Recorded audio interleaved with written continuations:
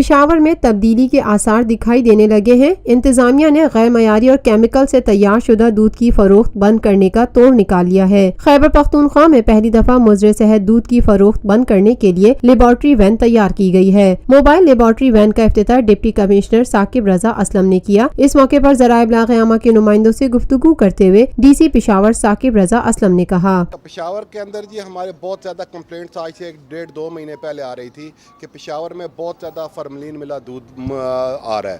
پشاور کے اندر دودھ کی ڈیلی کھپت 2.25 لاکھ لیٹر سے زیادہ ہے، جبکہ ہمارے ہاں لوکل پروڈکشن جو تھی وہ صرف 15 سے 20 ہزار لیٹر تھی۔ ڈپٹی کمشنر کا مزید کہنا تھا، ڈسٹرکٹ ایڈمنسٹریشن نے یہ موبائل لیب تیار کروائی ہے جس میں state of the art equipment لگا ہوا ہے۔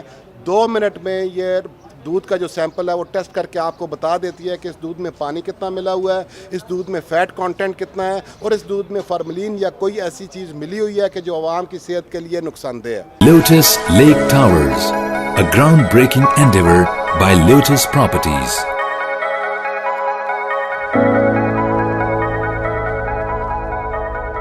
ملکی، بین الاقوامی، سماجی، سیاسی، تجارتی، ثقافتی، تفریحی، معلوماتی اور کھیلوں سے جڑی ہر چھوٹی بڑی خبر کا مرکز TNN TV۔